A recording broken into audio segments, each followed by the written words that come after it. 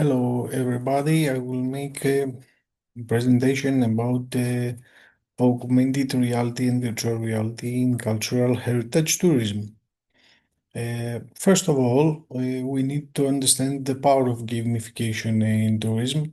Gamification is used to generate active participation, but there is also the need to create memorable experiences, something that is very important in order to visit the destination again and again and experience by word of mouth or the word of mouth. Lastly, gamification can create also positive feelings, something that is very important, like happiness, curiosity, and the tourists can be co-creators of value. Furthermore, we must be sensitive about the culture of the tourists that visit the destination. That means that we must design very carefully the specific game because tourists have really big cultural differences. The needs are different, and also that we must be careful about time limitations during visits. Also an issue is the AR and VR across the tourist journey. That means that there are three phases: the pre-journey phase, the during journey phase, and the post-journey phase. In the pre-journey phase, for example, hotel screening, destination preview, customers experience products before purchasing, building awareness and emotional connection. In the during journey phase, we must have enhanced cultural heritage experiences in order to make our customers to repeat again the journey. Time moves swiftly when we use the AR and VR tools that contribute to overall client satisfaction and engagement. We will see later some examples of these tools. Also, in post-journey tools, social media sharing and word of mouth play a vital role. Um, how? Because some small and medium-sized companies can promote through uploaded videos and make the customer think again about the place that visited and generate the feeling that want to repeat the same visit. Now, on the other hand, these technologies can create opportunities not only for the tourists, but also for the enterprises. For example, online travel agencies can remain competitive. Um, and create cost-effective and be cost-effective in a highly competitive environment with the use of AR and VR tools. Also, there is a chance to preserve and manage properly heritage with when generating virtual reality experience. Um, According now to Buchalis and Karatai, Gen Z visitors can interrelate actively with cultural heritage monuments. Apart from cultural heritage monuments, there is also opportunity for creating virtual destinations that can grow into separate attractions. Experience can be better when the customer can enjoy a limited number of options, so we must be careful, unlike numerous choices. Also, the use of virtual and augmented technologies from destinations and companies can motivate and lead to learning and finally give the opportunity for competitive advantage. Hence, there are some challenges in the use of AR and VR technologies. Companies and destinations must be aware of specific technologies, must be informed about the use of the outcomes, must consume time in order to learn technology and take the decision to substitute real activities with virtual activities. So these are the challenges that we were referred previously, and now how we use AR and VR in cultural heritage. Augmented reality is preferred in exhibitions and interactive displays, overlays digital information onto real-world environments.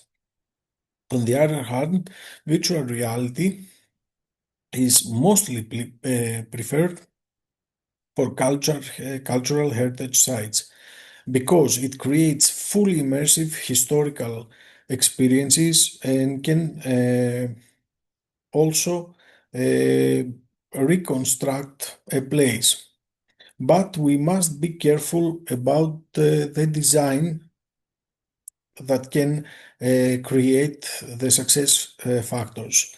In this initial phase, we must always think about the ease of use of the AR and VR technology that play a vital role for the repetition of the visits. So it's very important to make interfaces that are easy to use. Also, these tools must be customized according to the cultural background of the tourist and tailored to the customer. Furthermore, they must generate feelings such as happiness, pleasure, socialization, and of course, the escape of reality. A very interesting example is the hunt of the treasure that creates feelings of amusement, pleasure, and socialization. Now, some two stories that are successful. One story is about the Cathedral of Milan in Italy and the great Sheikh Mosque in Abu Dhabi. Big constructions tourists could not appreciate without